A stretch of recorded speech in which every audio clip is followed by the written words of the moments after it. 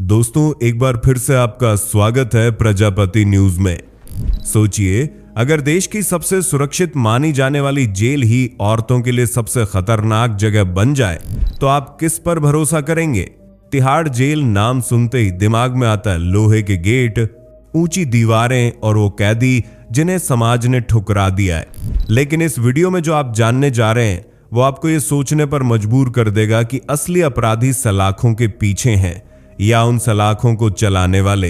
एक लड़की जो 7 साल तक चुप रही और फिर एक दिन सिर्फ 3 शब्द बोली, ब्लॉक D6, ब्लैक कोठरी। क्या है ये ब्लैक कोठरी? वहां कौन जाता है और क्यों कोई वापस नहीं आता? इस वीडियो में आपको सिर्फ एक कहानी नहीं मिलेगी, आपको उन आवाजों का सच सुनने को मिलेगा जिन्हें हमेशा के लिए चुप करा दिया गया था।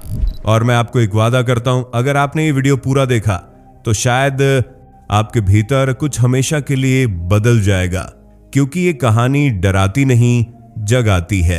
तिहाड़ जेल के मुख्य दरवाजे से एक औरत बाहर निकली। उसके बाल उलझे हुए थे, चेहरा पीला और आंखें ऐसी जैसे उनमें जिंदगी की रोशनी बुझ चुकी हो। 7 साल बाद उसे रिहा किया गया था, लेकिन वो कुछ नहीं बोल रही थी, ना किसी से मिली, ना किसी सवाल का जवाब दिया। रिपोर्टर्स ने माइक आगे किया, आपका नाम क्या है? जेल में क्या हुआ?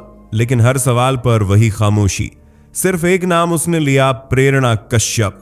पूरा शहर हैरान था।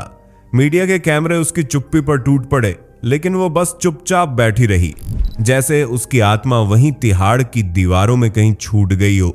जब पत्रकार प्रेरणा कश्यप को कॉल आया, वो दिल्ली से सटे एक गांव में एक बाल तस्करी केस की रिपोर्टिंग कर रही थी।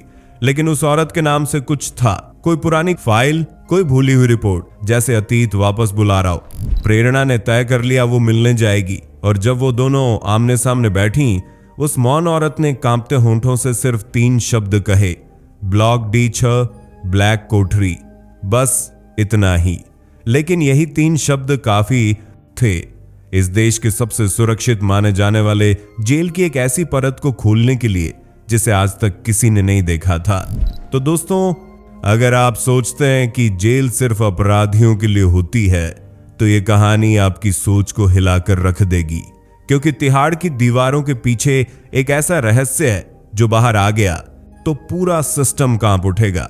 प्रेरणा कश्यप एक ऐसा नाम जिसे दिल्ली की अंडरवर्ल्ड से लेकर सरकारी गलियारों तक सब जानते थे। निडर, तेज और सच के लिए किसी भी हद तक जाने वाली खोजी पत्रकार। उसने बाल तस्करी के नेटवर्क का पर्दाफाश किया था, जहां नेता, अफसर और बड़े बिजनेसमैन एक ही जाल में फंसे थे। लेकिन एक रात उसके लैपटॉप पर एक अजीब सी नोटिफिकेशन आई, एक अननेम्ड फाइल रिसीव्ड। वो फाइल एक USB ड्राइव में थी, उसके दरवाजे के नीचे सरका दी गई थी। अंदर सिर्फ एक छोटी वीडियो क्लिप थी, एक लड़की की धुंधली चीख और फिर एक भारी आवाज़, अगर सच्चाई जाननी है तिहाड़ के ब्लॉक D6 में जाओ। प्रेरणा को लगा कोई मजाक है, लेकिन उस लड़की की आंखों में जो डर था वो नकली नहीं हो सकता था।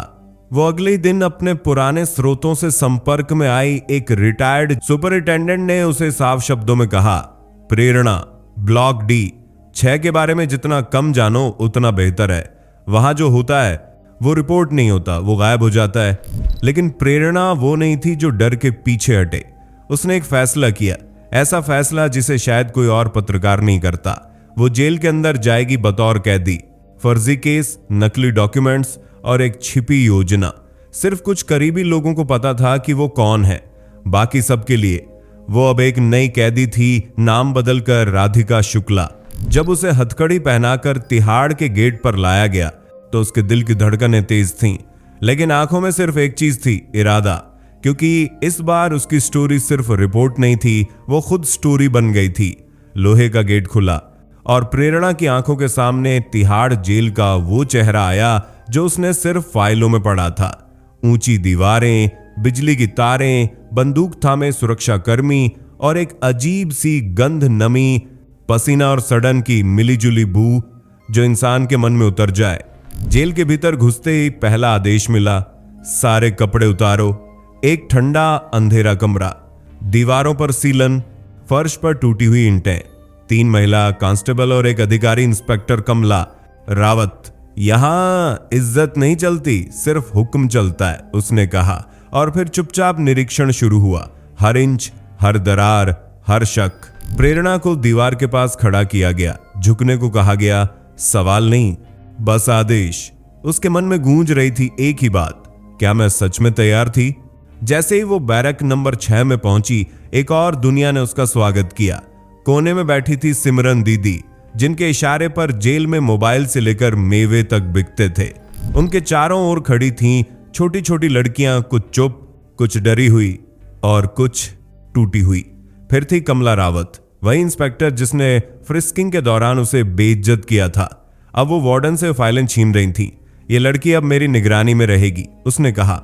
और फिर सबसे डरावना कोना, वार्ड नंबर 14, जिसे सब ब्लैक कोठरी कहते थे।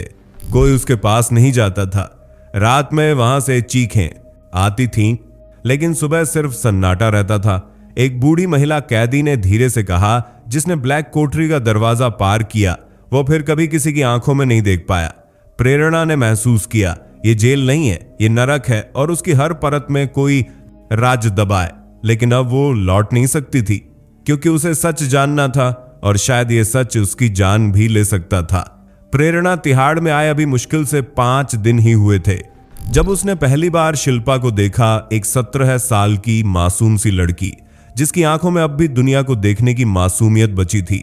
वो हमेशा कोने में बैठी रहती थी, किसी से बात नहीं करती, बस एक पुराना टेडी बियर पकड़कर सो जाती। उस रात लगभग 9 बजे वार्डन की आवाज गूंजी, शिल्पा चलो, काउंसलिंग के लिए बुलाया गया है। शिल्पा सहमी हुई उठी। उसकी आंखें प्रेरणा से टकराईं। कुछ कहना चाहती थी शायद, लेकिन जुबान जैसे बंद हो गई हो। वो चली गई और फिर कभी वापस नहीं आई। सुबह जेल में अफरा तफरी थी, लेकिन किसी ने सवाल नहीं किया। रजिस्टर में तो उसका नाम ही नहीं था। प्रेरणा ने जब पूछा तो सिमरन दीदी ने सिर झटका। कौन शिल्पा? यहां रोज आती हैं लड़कियां, रोज जाती हैं, याद कौन रखता है? लेकिन प्रेरणा याद रखती थी। 3 दिन बाद जब वो सफाई वाले क्षेत्र से गुजर रही थी, एक बूढ़ी महिला झाड़ू लगाते लगाते उसके पास आई गूंगी थी, पर उसकी आंखों में कहानियां थीं। उसने अपनी जेब से एक टूटी हुई चूड़ी निकाली, खून से सनी हुई, और प्रेरणा की हथेली पर रख दी। फिर बस एक शब्द फुसफुसाया, ब्लैक कोठरी। प्रेरणा का बदन सिहर गया। उसने चुपके से रजिस्टर की दूसरी फाइलें खंगाली। उसमें से 6 ऐसे नाम मिले जो कभी दर्ज ही नहीं हुए। नाम नहीं, पहचान नहीं, जैसे ये लड़कियां कभी थी ही नहीं। ये सिर्फ शोषण नहीं है, ये तो इंसानी सौदेबाजी है, प्रेरणा ने खुद से कहा। और अगर ये सच है तो इसका मतलब है कि तिहाड़ के अंदर ही कोई ऐसा नेटवर्क काम कर रहा है जो देश की सबसे सुरक्षित जेल को एक ट्रैफिकिंग हब में बदल चुका है। अब प्रेरणा के लिए ये सिर्फ एक स्टोरी नहीं थी, अब ये उसकी जिम्मेदारी बन चुकी थी उन लड़कियों की आवाज बनने की जो कभी वापस नहीं आई। तिहाड़ की दीवारों के भीतर जहां हर लड़की ने अपनी आवाज खो दी थी, वहां प्रेरणा ने एक नई भाषा बोलनी शुरू की, साझेदारी की, विश्वास की और प्रतिरोध की।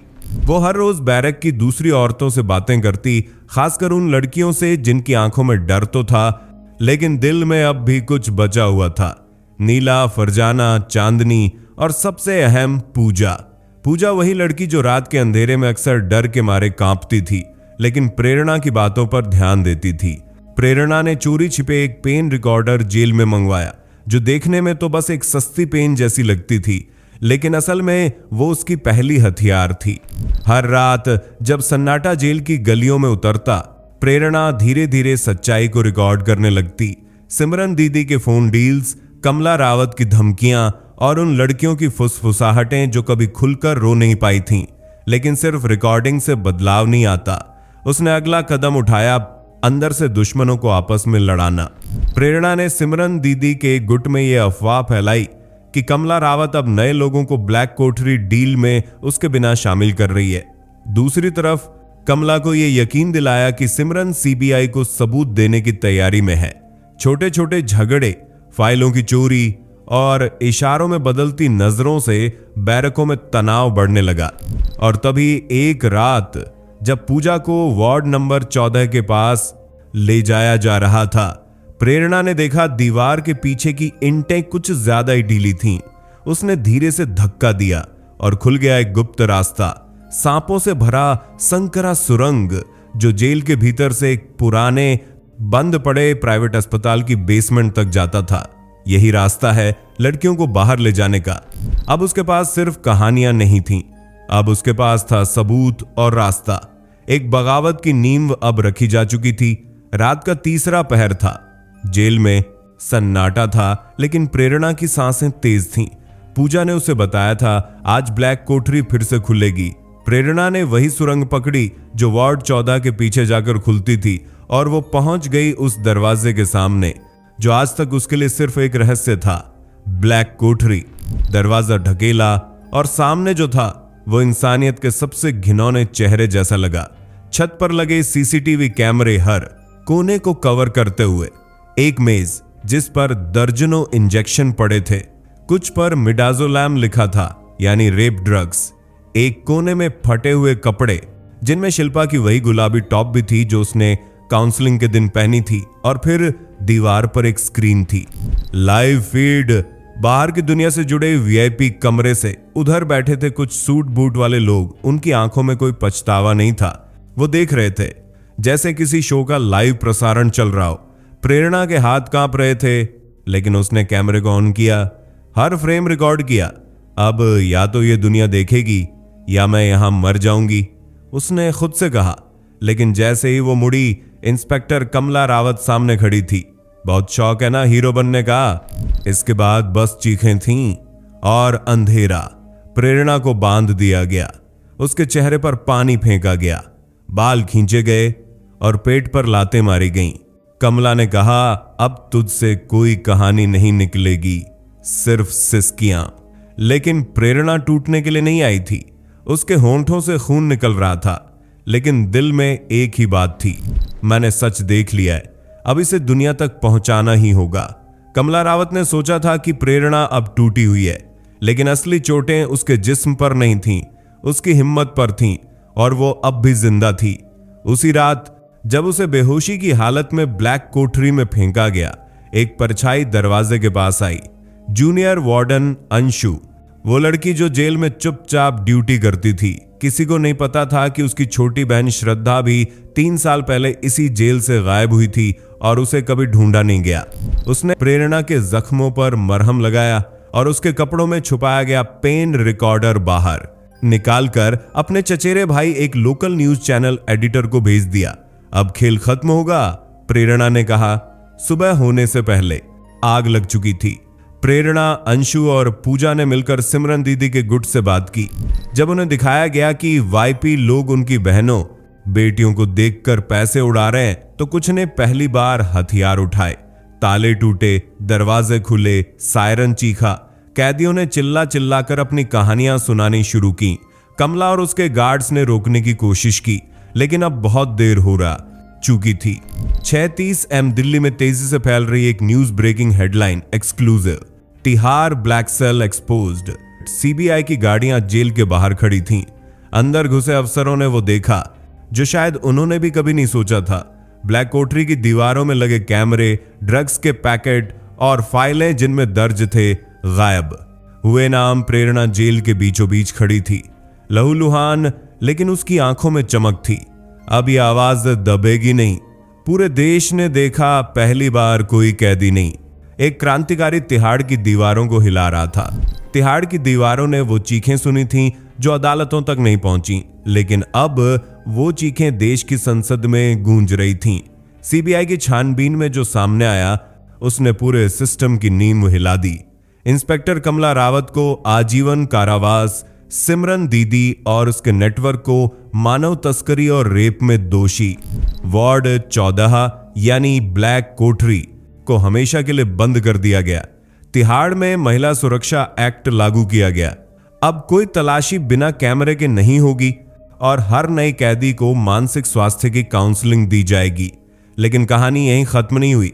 प्रेरणा ने जेल से बाहर आते ही अपने जीवन की सबसे जरूरी किताब लिखी, ब्लैक कोठरी की बेटियां, एक ऐसी किताब जिसने सिर्फ भारत ही नहीं पूरी दुनिया को हिला दिया। उसने ओपरा विनफ्री के शो में जाकर कहा, मैंने तिहाड़ में अपना डर नहीं खोया, मैंने डर के साथ जीना सीख लिया। लेकिन बाहर की दुनिया भी आसान नहीं थी। हर हफ्ते उसे धमकियां मिलती, उसका घर घेरा जाता, फोन टैप होते। एक बार उसकी गाड़ी का ब्रेक फेल किया गया, लेकिन वो मुस्कुराकर कहती, अगर मैं एक बार उस कोठरी से बाहर आ सकती हूं तो अब कोई मुझे रोक नहीं सकता। आज प्रेरणा एक जेल रिफॉर्म एक्टिविस्ट है। उसकी कोशिशों से अब देश की 4 और जेलों में सुधार की शुरुआत हो चुकी है। और जब कोई उससे पूछता है, तुम्हें डर नहीं लगता, वो मुस्कुराकर सिर्फ एक बात कहती है, अगर एक औरत जेल में भी आवाज उठा सकती है तो बाहर की दुनिया को क्यों डरना चाहिए। दोस्तों, ये कहानी सिर्फ प्रेरणा की नहीं थी, ये उन हजारों लड़कियों की है जिनकी आवाजों को कोई नहीं सुनता। अगर आपको ये कहानी छू गई हो तो इसे जरूर शेयर कीजिए, क्योंकि बदलाव तब होता है जब हम खामोश रहना बंद कर देते हैं। दोस्तों, आपकी स्क्रीन पे 2 और वीडियोस दिख रही हैं, जिसे देखने के लिए आप इस स्क्रीन पर क्लिक करें। दोनों देखिएगा, बहुत अच्छी वीडियो बनी है।